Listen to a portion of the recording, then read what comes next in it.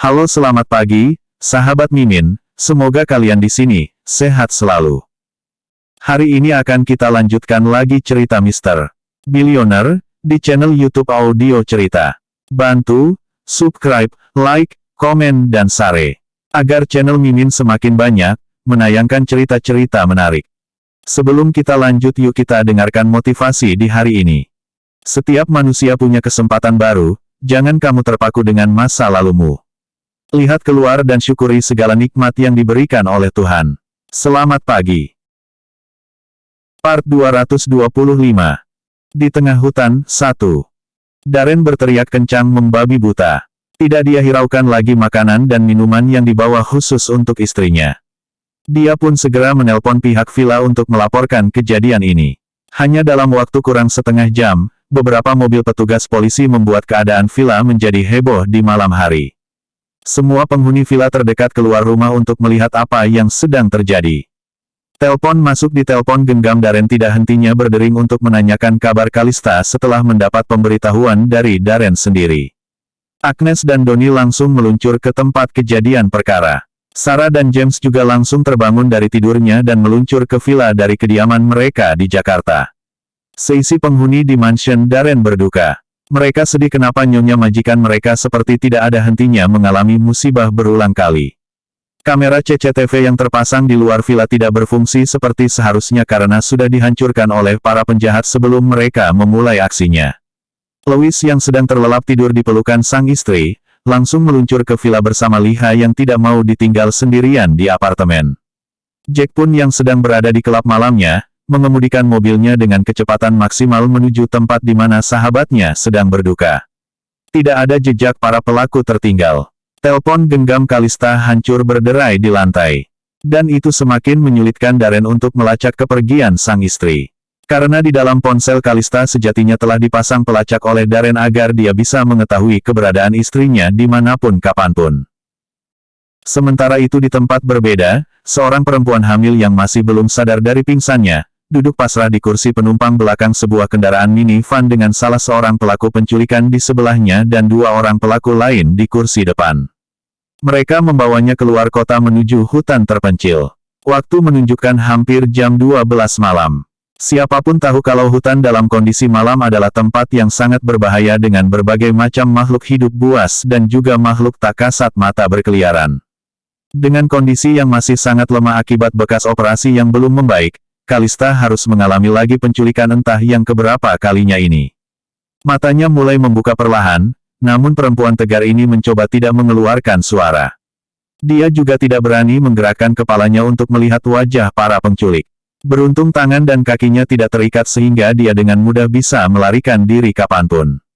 Kalista tidak merasakan ada cahaya sama sekali dari luar maupun di dalam mobil. Dia tidak tahu mau dibawa kemana. Kalista hanya bisa berdoa semoga ada yang segera menemukannya dan dia juga bayinya diselamatkan dari situasi seperti ini. Kita berhenti di sini, ujar salah seorang penculik. Mobil pun berhenti seketika. Kalista memejamkan matanya kembali berpura-pura masih pingsan. Kita tinggalkan dia di sini. Jangan kotori tangan kita dengan membunuhnya. Dia akan mati dengan sendirinya dimakan binatang buas di tengah hutan seperti ini. Sahut salah seorang lainnya dengan suara berat. Suara pintu mobil terbuka pun terdengar keras digeser dan dibanting. Kalista bisa merasakan tubuhnya diangkat dan diletakkan di atas rumput beralaskan dedaunan basah. Ya Tuhan, tolong aku. Aku tidak mau mati di sini tanpa ada yang melihatku. Tolong aku keluar dari hutan ini dengan selamat. Rintih Kalista dalam hati. Perempuan hamil itu masih berpura-pura diam tidak bergerak sama sekali. Luka di punggungnya terasa kian menyengat di udara dingin malam ini. Sepertinya Kalista juga tidak akan bisa bangun dengan mudah selepas mereka pergi. Suara deru mesin mobil dan lampu yang menerangi gelapnya hutan di malam hari, samar-samar semakin menghilang dan akhirnya hilang sama sekali. Kalista membuka mata dan menangis sedih meratapi nasibnya yang harus mengalami musibah berkali-kali, bahkan di saat kehamilannya. Perempuan hamil itu berusaha bangkit untuk duduk. Tidak ada pencahayaan sama sekali dan suasana horor langsung membuat bulu kuduk Kalista berdiri. Namun, perempuan tegar itu berusaha untuk berdiri dan berjalan terlatih-tatih. Dia masih merasakan tengkuk lehernya yang sakit karena dipukul oleh tangan si penculik saat di villa. Pinggang yang masih berdenyut luka, leher yang sakit, membuat Kalista sangat susah untuk berjalan. Hanya doa-doa yang dipanjatkan Kalista agar bisa segera keluar dari hutan ini dengan selamat. Kalista yang tidak mengenakan sandal, terpaksa harus menikmati perihnya ranting-ranting kayu yang diinjak menusuk kakinya. Ingin rasanya dia berteriak, tapi siapa yang akan menolongnya di tengah hutan seperti ini? Tidak ada cahaya penerangan sama sekali. Dia pun tidak tahu harus berjalan kemana. Hanya mengikuti saja kemana kakinya melangkah. Udara dingin, rasa lelah, dan ngantuk yang menjadi satu, membuatnya harus menahan segala rasa yang ada. Kalista hanya berdoa tidak dipertemukan dengan binatang buas dan makhluk tak kasat mata yang selalu ditakutinya. Jauh sudah perempuan hamil itu melangkah, tapi belum terlihat juga cahaya satupun. Kalista merasa lelah, namun dia pantang berhenti sebelum menemukan rumah atau apapun untuk tempat beristirahat sejenak. Berjalan terus dan terus hingga akhirnya perempuan malang itu melihat sebuah gubuk di tengah hutan dengan cahaya lampu petromak di luar rumah. Sejenak Kalista ragu karena bisa saja itu tempat para penculik tadi beristirahat. Perempuan malang yang menggulung rambut panjangnya ke atas hingga menyerupai stupa candi itu pun mengendap-endap jongkok di balik pohon untuk mengamati situasi terlebih dahulu. Benar saja, tidak berapa lama muncul dua orang pria dari dalam gubuk yang terbuat dari bambu tersebut. Malam ini kita istirahat di sini dulu. Besok kita laporan ke bos kalau target telah berhasil dibunuh. Bagaimana? Ucap seorang lelali brewok dengan tubuh tinggi besar menakutkan. Tapi kita tidak membunuhnya. Bagaimana kalau dia masih hidup dan keluar mencari pertolongan? Jawab seorang lainnya yang bertubuh kurus dengan jaket pas di tubuh. Hah? Mana ada yang bisa keluar dari hutan ini dengan hidup-hidup? Kamu lupa teman kita, Blego, yang ditinggalkan di dalam hutan dan besoknya ditemukan dengan tubuh sudah terpotong-potong beak cakaran binatang buas. Jawab pria brewokan tersebut. Kalista menelan selaiva susah payah.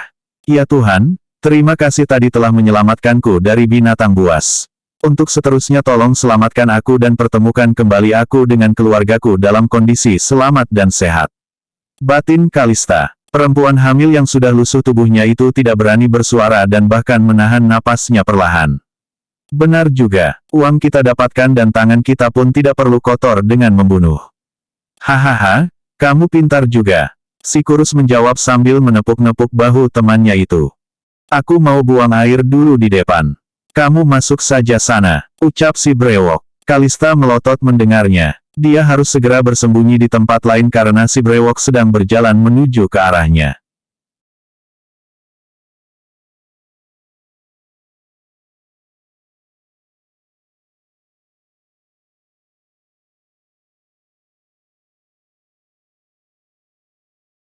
Part 226. Di tengah hutan, 2. Aku mau buang air dulu di depan. Kamu masuk saja sana, ucap si brewok. Kalista melotot mendengarnya. Dia harus segera bersembunyi di tempat lain karena si brewok sedang berjalan menuju ke arahnya. Berdiri perlahan, Kalista menyembunyikan tubuh langsingnya di antara pepohonan lebat yang berada di sisi kiri dari arahnya berdiri tadi. Berusaha tanpa bersuara sedikit pun, Kalista kembali berjongkok di antara rumput yang tingginya sampai selututnya jika berdiri. Hawa dingin menusuk tubuhnya hingga punggungnya mulai merasakan nyeri hebat. Perempuan itu menutup mulutnya rapat-rapat agar tidak kelolosan meringis. Setelah mengancing celananya, si brewok kembali ke gubuk dengan langkah tegap dan pasti. Tinggallah Kalista seorang diri di luar yang bingung mau kemana lagi. Minivan. Ada minivan terparkir. Bolehkah dia berdoa agar mobil itu tidak dikunci sehingga dia bisa merebahkan tubuhnya sejenak di dalamnya? Tapi bagaimana jika malah ketahuan? Bisa-bisa dia beneran dibunuh di tempat. Kalista bingung harus kemana lagi. Bulan pun tidak nampak saking lebatnya hutan ini. Dia tidak tahu harus melangkahkan kaki kemana di pekatnya malam ini. Akhirnya, Kalista memberanikan diri mendekati minivan tersebut dan melihat apa yang bisa dia ambil di dalamnya. Sungguh apa yang dia lakukan saat ini adalah sebuah nyali yang sangat besar. Dia tidak pernah bermimpi sebelumnya akan melakukan hal seperti ini. Sementara di tempat berbeda, seorang suami bingung tidak tahu harus mencari kemana istri yang hilang. Semua keluarga dan sahabatnya sudah berada di sekelilingnya untuk memberikan dukungan. Petugas polisi yang datang pun sudah meminta sang suami keterangan yang bisa memudahkan pencarian. Kamu yang sabar ya, istrimu pasti kembali. Selama ini dia selalu lolos dari maut. Sekarang juga pasti dia selamat. Jack menepuk-nepuk bahu pria yang selama ini dikenal dingin dan irit bicara itu. Wajahnya menggelap dan menahan emosi seperti aura ingin membunuh. Seluruh anak buahnya sudah dikerahkan untuk mencari keberadaan istrinya. Agnes tidak henti menangis sesenggukan meratapi nasib anaknya yang tidak pernah berhenti mengalami nasib sial. Begitu juga Sarah yang memeluk suami tercinta sambil menangis terisak-isak. Donnie mengerahkan anak buahnya untuk mencari anak satu-satunya itu ke seluruh wilayah terdekat.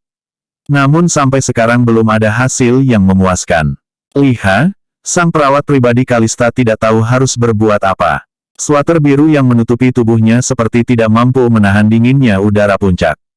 Apalagi majikannya yang katanya hanya mengenakan piyama kaos dan celana panjang tipis tanpa jaket ataupun sweater. Louis dan Jack duduk di sisi kanan dan kiri untuk memberikan dukungan. Aku tidak bisa berdiam diri di sini. Aku akan mencari kemana istriku berada. Darren mengambil kunci mobil dan bersiap untuk keluar dari kamar vilanya. Aku ikut. Aku juga. Sayang, kamu tunggu di sini saja ya. Doakan kami segera menemukan Kalista. Louis berkata pada Liha dan disambut dengan anggukan mantap dari sang istri. Hati-hati di jalan. Insya Allah, Nyonya Kalista dilindungi selalu. Amin. Jawab Liha dan diamini oleh semua orang di sana. Darren, Jack, Louis, juga Donnie berangkat dengan mobil mereka masing-masing berpencar dalam dua tim. Darren dengan Donnie, Jack dengan Louis. 4 mobil pun meninggalkan villa dengan suara meraung memecah kesunyian malam yang ramai sejak banyak mobil termasuk mobil polisi berada di tempat kejadian. James dan 3 wanita berada di dalam kamar villa Darren yang ditinggal penghuninya. Beberapa petugas polisi pun disiagakan di tempat kejadian. Ketiga wanita itu pun saling menguatkan satu sama lain. Liha membuatkan teh manis hangat untuk semua orang yang ada di dalam kamar tersebut. Suara raungan mobil yang dibagi dua itu terpecah ke dalam 2 wilayah. Sebelah kiri adalah area tempat sepi terpencil dan tidak ada rumah penduduk sama sekali alias hutan belantara sepanjang 1 kilometer. Setelahnya barulah rumah penduduk. Sementara sebelah kanan adalah arah menuju keluar dari puncak menuju kota. Darren dan Donnie memutuskan untuk masuk ke dalam wilayah hutan belantara, sementara Louis dan Jack juga akan terpecah di tengah jalan menuju keluar puncak nanti. Kemungkinan ke dalam mungkin akan kecil sekali. Tapi, tetap saja pasti ada kemungkinan itu. Darren sudah menyiapkan senjata api di tangannya. Donnie tidak tahu sejak kapan menantunya itu memiliki senjata api. Dirinya pun mengeluarkan pistol laras pendek dari balik pinggang. Kedua pria yang sangat berarti dalam hidup Kalista itu saling melihat satu sama lain. Mereka pun kembali masuk ke dalam mobil masing-masing. Darren dan Donnie menjalankan mobilnya perlahan dengan siaga penuh. Jalan panjang lurus ini memang merupakan perbatasan antara satu gunung dengan gunung lainnya. Sepanjang jalan tidak ada rumah penduduk satupun karena hampir jarang pengendara lewat jalan ini. Darren dan Donnie memasang mata awas dan mencari kemungkinan ada penampakan Kalista di dalam hutan belantara ini. Meskipun harapannya sangat tipis namun semua kemungkinan harus dicoba bukan. Tengah malam mencekam di tengah hutan dengan suasana dingin menusuk tulang. Darren tidak bisa membayangkan betapa menderitanya nasib Kalista. Ditambah lagi dengan luka di punggung yang belum pulih. Darren merasa mobilnya sudah masuk jauh ke tengah-tengah hutan, namun tidak ada penampakan cahaya satupun di dalamnya. Darren, tiba-tiba Donnie menelpon yang membuat Darren menghentikan laju mobilnya. Matikan mesin mobilmu sekarang juga. Perintah Donnie.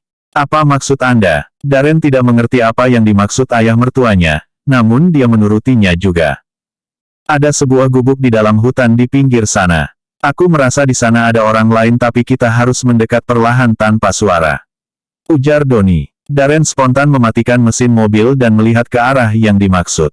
Benar juga, ada gubuk dengan penerangan cahaya lampu petromak di bagian luar.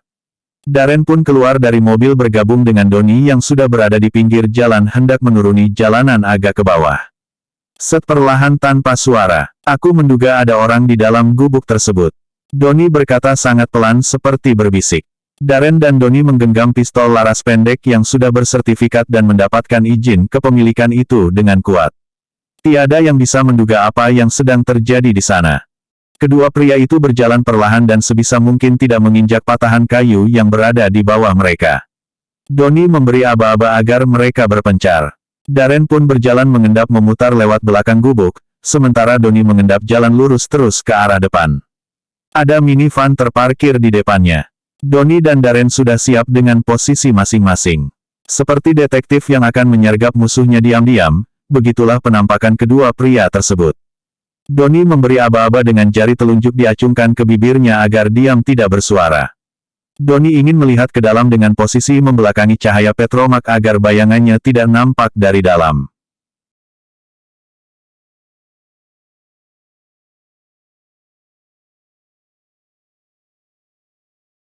Part 227. Digigit ular berbisa. Doni memberi aba-aba dengan jari telunjuk diacungkan ke bibirnya agar diam tidak bersuara. Doni ingin melihat ke dalam dengan posisi membelakangi cahaya petromak agar bayangannya tidak nampak dari dalam. Darren berhasil mengintip dari balik sekat bambu.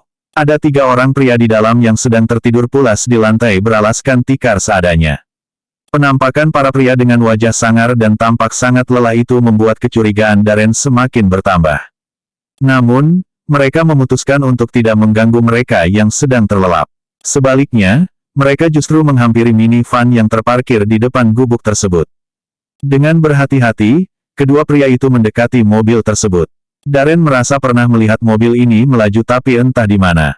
Mengandalkan senter dari ponsel masing-masing, Doni dan Darren mengintip ke dalam minivan melalui kaca jendela.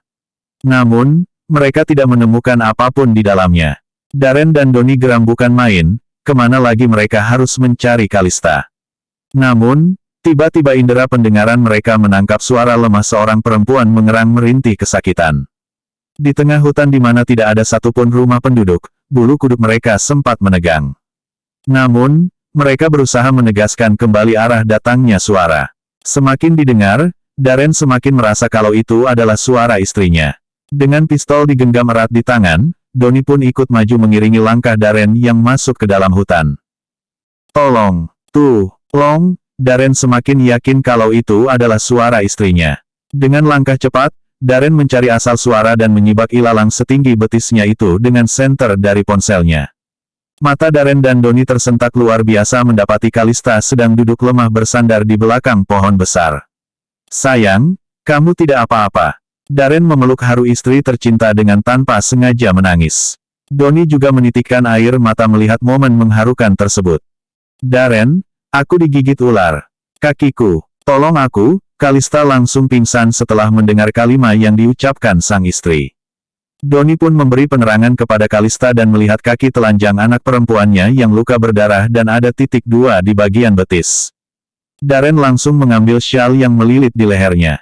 Dia sengaja membawanya sewaktu-waktu Kalista butuh. Suami itu mengikat ujung betis Kalista dengan kencang dan dengan segera menggendong dan membawanya ke dalam mobil. Doni dan Darren segera meninggalkan tempat tersebut untuk menuju ke rumah sakit terdekat, berpacu dengan waktu karena gigitan ular berbisa tidak boleh lama-lama dibiarkan.